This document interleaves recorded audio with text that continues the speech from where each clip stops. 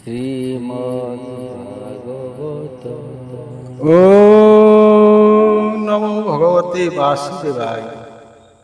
শ্রীমদ ভাগবত দশম স্কন্ধ সপ্তম অধ্যায়। সপ্তমে মিত্র ବୋଲମାନି ବ୍ରଜେ ଗମନ୍ତେ ନନ୍ଦପୁଣି। ପୁତନା ମରିଛି ଦେଖିଲା ଅତ୍ୟନ୍ତ ଆଶ୍ଚର୍ଯ୍ୟ ହୋଇଲା। ଶ୍ରୀ ଶୁକ ଉବାଚ। ଶୁକ କହନ୍ତି ରାଜା ଆଗେ, ନନ୍ଦ ଚଳିଲା ବେଗେ ବେଗେ। ବସୁଦେବର ବୋଲ ଶୁଣି ମନେ ଚିନ୍ତଇ ଚକ୍ରପାଣି। କଂସର ଆଦେଶେ ଅସୁରି ପୁତନା ଚଉଦିଗେ ଫେରି। ଗ୍ରାମ ପାଟଣା ଏକ ଏକ ଅନେକ ମାଇଲା ବାଳକ। ସ୍ତନ ଯୁଗଳେ ବିଷ ଭରି ପିଆଇ ବାଳକ ସଂହାରି। ଯହିଁ ବିଜୟ ଆଦି ମୂଳ ଜନମ ପରମ ମଙ୍ଗଳ। କି କରି ପାରିବେ ଅସୁରେ ଯାହାର ନାମେ ଯମ ଡରେ। ପୁତନା ବୁଲି ଚାରି ଦିଗେ ମିଳିଲା ବୃନ୍ଦାବନ ଲାଗେ। ରଜନୀ ହୋଇଲା ପ୍ରଭାତ ଜାଣିଲେ ପ୍ରଭୁ ଜଗନ୍ନାଥ। ଅନେକ ଶିଶୁ ଏ ମାଇଲା ମୋହର ନୁହଁ ସହିଲା।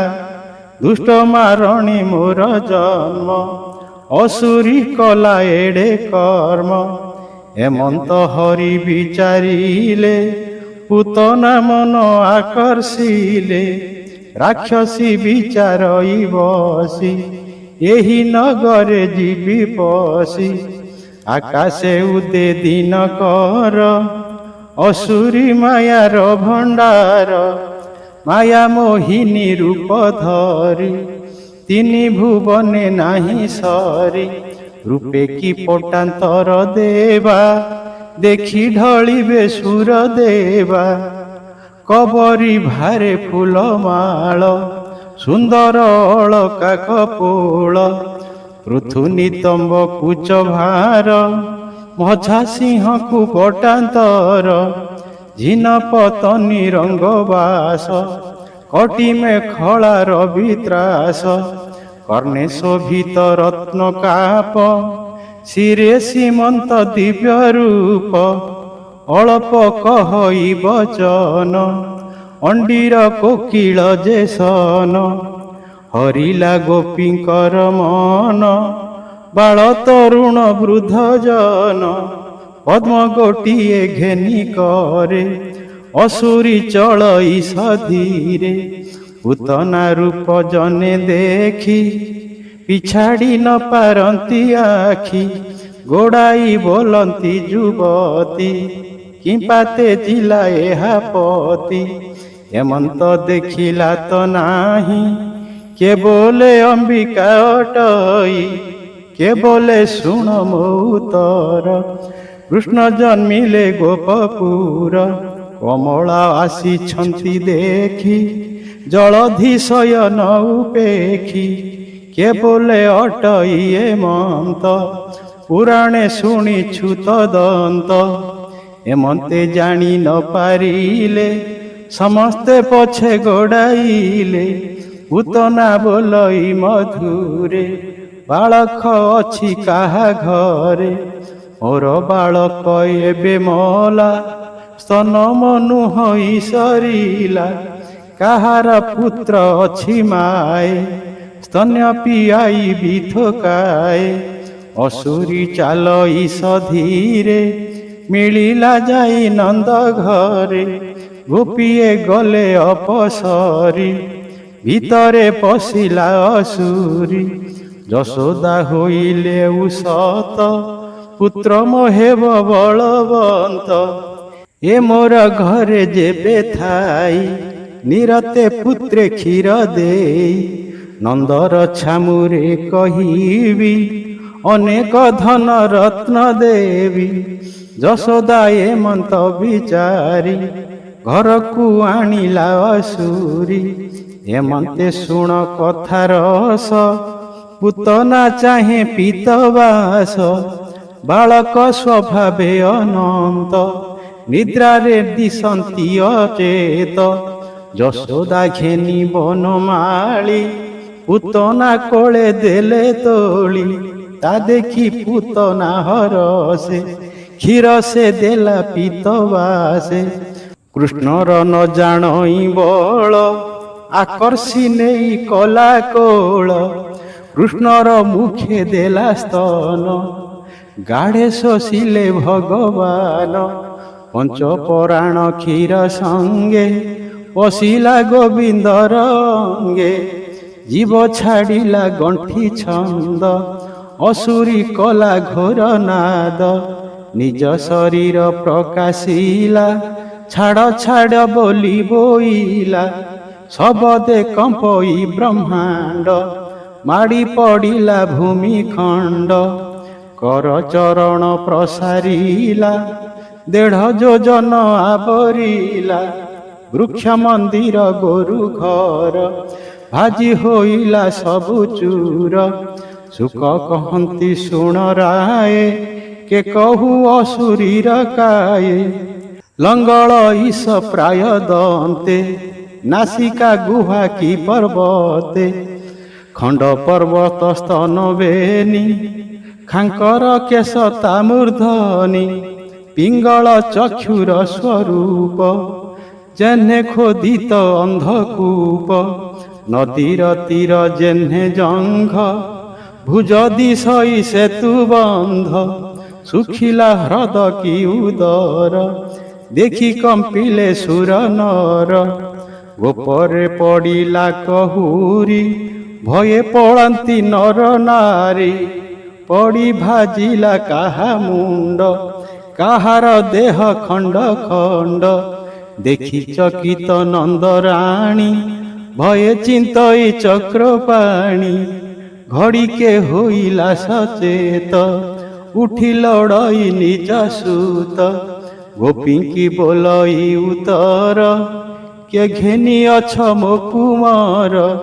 ବହନ ଆଣ ପୁତ୍ର ଯାଇ, ମରିବି ତା ମୁଖ ନ ଚାହିଁ। ଦେଖିଣ ଯଶୋଦା ବିକଳ, ଗୋପୀ ଧାମନ୍ତି ଅନ୍ତରାଳ। ଭୟେ ଖୋଜନ୍ତି ଘର ଦ୍ୱାର, ଦେଖିଲେ ପୁତନା ଉପର। ବେନି ପର୍ବତ ମଧ୍ୟରେ ରହି, ଯେମନ୍ତ ଶଶାଙ୍କ ଦିଶଇ। ପୁତନା ସ୍ତନ ମଧ୍ୟରେ ହରି, ଗୋପୀଏ ଯାଇ କୋଳ କରି। ପୁତ୍ରକୁ ଦେଖିଣ ନୟନେ, ଆନନ୍ଦ ଯଶୋଦାର ମନେ। କୋଳ କରିଣ ଚୁମ୍ବ ଦେଇ, ଘରେ ପଶିଲେ ଦେବୀ ଯାଇ।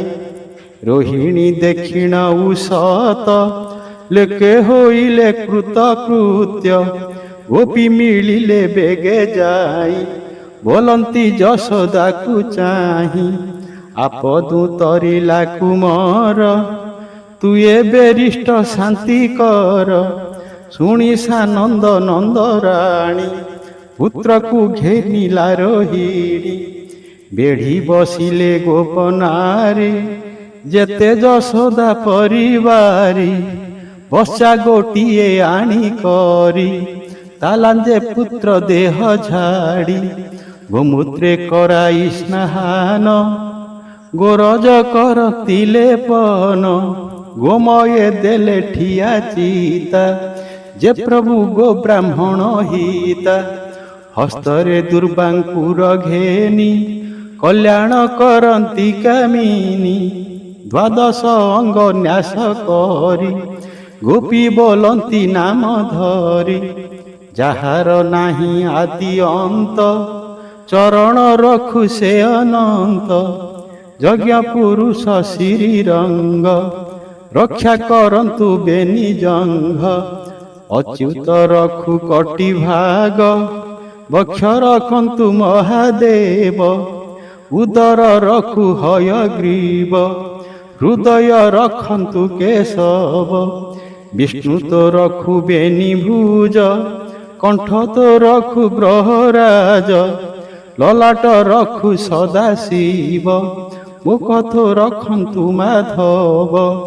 তোর অগ্রতে চক্রধর, পৃষ্ঠ তোর খু গদাধর, সারঙ্গ ধর এক পাখ, খড়গ ধারি আর পাখ, শঙ্খ তো রখু চারি কোণ, উপরে রখু নারায়ণ, গରୁଡ଼ ପତି ରଖୁ ତଳେ, ହରି ରଖନ୍ତୁ ଅନ୍ତରାଳେ, ଋଷିକେଶ ତ ଇନ୍ଦ୍ରିଗଣ, ରଖୁ ଗୋବିନ୍ଦ ପଞ୍ଚ ପ୍ରାଣ, ଚିତ ତ ଶ୍ଵେତ ଦୀପପତି, ମାଧବ ରଖୁ ତୋର ମତି, ଖେଳନ୍ତେ ରଖୁ ବନମାଳି, ଶୟନେ କୃଷ୍ଣ ପ୍ରତିପାଳି, ଚାଲନ୍ତେ ଭଜନ ଶୟନେ, ରଖନ୍ତୁ ଶ୍ରୀ ମଧୁସୂଦନେ, ଭୂତ ବେତାଳ ପ୍ରେତ ଜ୍ୱର, ଗ୍ରହ ଡାକିନି ନିଶାଚର, ଦୁଷ୍ଟ ସ୍ୱପନ ଗ୍ରହ ପୀଡ଼ା, ବିଷ୍ଣୁ ନାଶନ୍ତୁ ସର୍ବଅଡ଼ା, ନିର୍ଭୟ କରୁ ନରସିଂହ, ବଜ୍ର ତ ହେଉ ସର୍ବଅଙ୍ଗ, ଆମ୍ଭ ଆୟୁଷ ତୋତେ ହେଉ, ତୋ ଯଶ ତିନି ପୁରେ ଥାଉ, ନଥାଉ ତୋତେ କେ ଜିଣନ୍ତା, ତିନି ଭୁବନେ ସାମରଥା, ଏମନ୍ତେ ସ୍ନେହ ଭର ହୋଇ, ଯଶୋଦା କୋଳେ ଦେଲେ ନେଇ, ସ୍ତନ୍ୟ ପିଆଇ ନନ୍ଦରାଣୀ, ଭୟେ ଚିନ୍ତଇ ଚକ୍ରପାଣି, ନନ୍ଦ ଯେ ଥିଲା ମଧୁବନେ, ଆସି ମିଳିଲା ରାତ୍ର ମାନେ, ଦେଖିଣ ପୁତନା ଶରୀର, ନନ୍ଦ କମ୍ପଇ ଥରହର, ମିତ୍ର ବଚନ ମନେ ଗୁଣି, ସୁମରି ବୋଲେ ପରିମାଣି, ଗୋପାଳ ମାନଙ୍କୁ ରାଇଲା,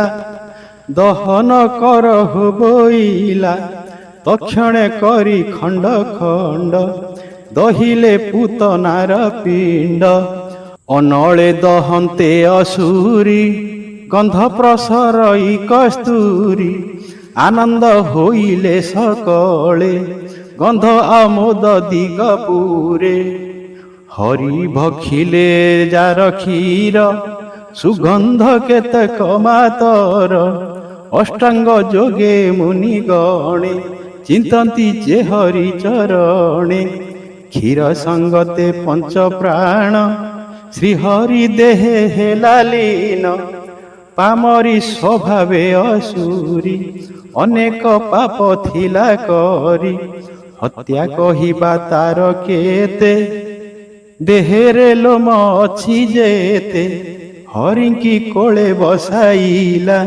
ଶ୍ରୀମୁଖ ଚାହିଁ କ୍ଷୀର ଦେଲା, ନନ୍ଦ ଦେବକୀ ଯଶୋବନ୍ତୀ, ବସୁଦେବଙ୍କ ଚହିଁ ଗତି, ତହିଁକି ପେଶିଲେ ମୁରାରି, ପୁତନା ଗଲା ଆଗ ସରି, ଗୋପୀ ଗୋପାଳ ଯେତେ ଗାଇ, ଯାହାଙ୍କ କ୍ଷୀର କୃଷ୍ଣ ଖାଇ, ବସିଲେ ଯେତେ ଜନ ଲୋକେ, ସବୁ ତରିବେ ଏକାବେଳେ, ଅସୁରୀ ଦହନ କରାଇ, ଘରେ ମିଳିଲେ ନନ୍ଦ ଯାଇ, ପୁତନା ଆଗମନ ଲୋକେ, କହିଲେ ନନ୍ଦ ଆଗେ ଥୋକେ, ଶୁଣି ବିସ୍ମିତ ଗୋପେ ହେଲେ, ସକଳେ କୃଷ୍ଣ ସୁମରିଲେ, ବୋଲନ୍ତି ନନ୍ଦ ଭାଗ୍ୟବନ୍ତ, ଆପ ତୁ ତରିଲା ବାଳୁତ, ଆମ୍ଭର ଅଛି ପୁଣ୍ୟ ବଳ,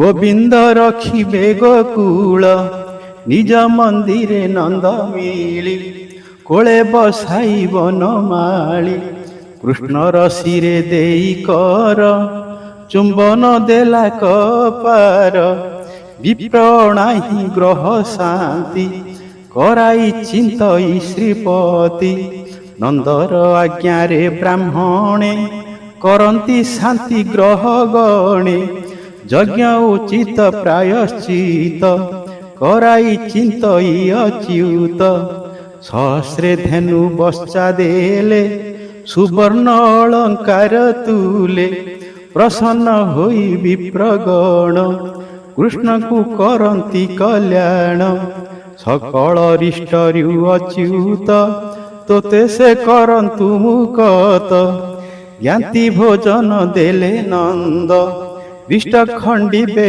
ଆଦି କନ୍ଦ ଆନନ୍ଦେ ହୋଇ କୃତକୃତ୍ୟ କହନ୍ତି ବ୍ୟାସଙ୍କର ସୁତ ଯେ ଶୁଣେ କୃଷ୍ଣ ବାଳ କେଳି ଆନନ୍ଦ ହୋଇ ମନେ ଭାଳି ପୂତନା ମରଣର ବାଣୀ କର୍ଣ୍ଣେ ଶୁଣନ୍ତି ଯେତେ ପ୍ରାଣୀ ଅସୁରୀ ତରିଲା ଯେ ମନ୍ତେ ସୁଜନେ ଯିବେ ସେଇ ପଥେ ଭକତି କର ଦୃଢ଼ ଚିତେ ହରି ଭକତଙ୍କର ପଥେ ଗୀତ ବିନୋଦ ଭାଗବତ କହିଲା ଦାସ ଜଗନ୍ନାଥ।